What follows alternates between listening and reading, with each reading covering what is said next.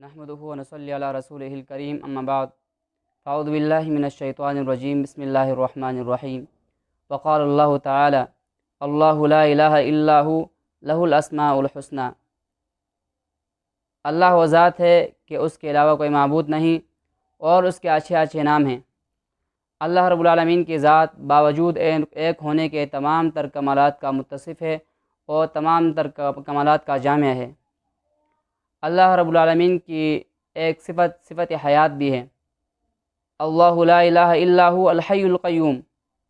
اللہ وہ ذات ہے کہ جس کے علاوہ کوئی معبود نہیں، وہ ہمیشہ زندہ رہنے والی اور قائم رہنے والی ذات ہے اور سب کو سنبھالنے والی ذات ہے۔ وہو الذی یحییکم۔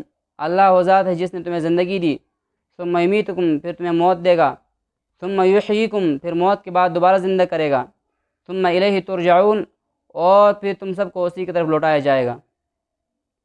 اللہ کی ایک صفت علم بھی ہے۔ ان اللہ بکل شیء علیم۔ اللہ تبارک و تعالیٰ ذرہ ذرہ کا علم رکھتا ہے۔ عالم میں جو کچھ ہو رہا ہے، جو کچھ ہوگا، ازل ہی سے اللہ رب العالمین کے علم میں ہے۔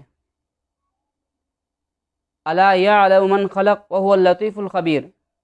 اللہ فرماتے ہیں کیا وہ نہیں جانتا جس کو میں نے پیدا کیا، وهو اللطیف الخبیر، کہ اللہ کی ذات باریک بینی کے ساتھ ہر چیز سے باخبر ہے۔ ان اللہ لا يخفى علیہ شیء فی الارض ولا فی السماء۔ اللہ کی ذات ایسی ہے کہ زمین و آسمان کی کوئی چیز اس سے پوشیدہ نہیں۔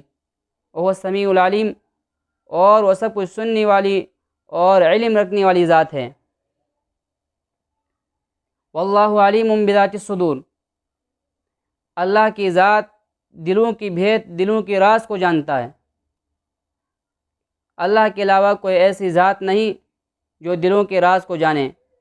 انسان کے دل میں جو کچھ بھی آتا ہے اور زبان سے آنے سے پہلے اللہ رب العالمین کو علم ہوتا ہے کہ اس کے دل میں کیا ہے۔ اللہ رب العالمین کی ایک صفت قادر بھی ہے۔ ان اللہ علی کل شیء قدیر، کہ اللہ رب العالمین ہر چیز پر قادر ہے۔ اللہ رب العالمین کی ایک صفت ارادہ بھی ہے۔ فعال لما یرید، کہ اللہ رب العالمین جو کچھ کرتا ہے کر گزرتا ہے۔ انما امرہ اذا اراد شیئا ان یقول له کن فیکن، کہ جب اللہ رب العالمین کسی چیز کا ارادہ کرتا ہے، ان یقول له، تو اس سے کہہ دیتا ہے کن ہو جا، فیکن، تو وہ چیز ہو جاتی ہے۔ جب کوئی انسان کسی کام کا ارادہ کرتا ہے تو اس کے تمام تر اعضاء حرکت میں آنے لگتے ہیں، لیکن اللہ رب العالمین کی ذات ایسی ہے کہ کسی چیز کا ارادہ ہی کر کے کن کہہ دیتا ہے تو چیز فیکون ہو جاتی ہے۔ تو اللہ رب العالمین کی تمام صفات لامحدود ہیں۔ ایک جگہ قرآن کریم میں اللہ رب العالمین فرماتے ہیں قل لو کان البحر مدادا لکلمات ربی، کہ کہہ دیجئے اگر سمندر سیاہی بن جائے اور تیرے رب کے کلمات، تیرے رب کی باتیں اور صفات لکھنے لگے، لنفد البحر قبل ان تنفد کلمات ربی، تو سمندر خشک ہو جائے گا لیکن تیرے رب کی کلمات اور صفات نہ ختم ہونے والے ہیں۔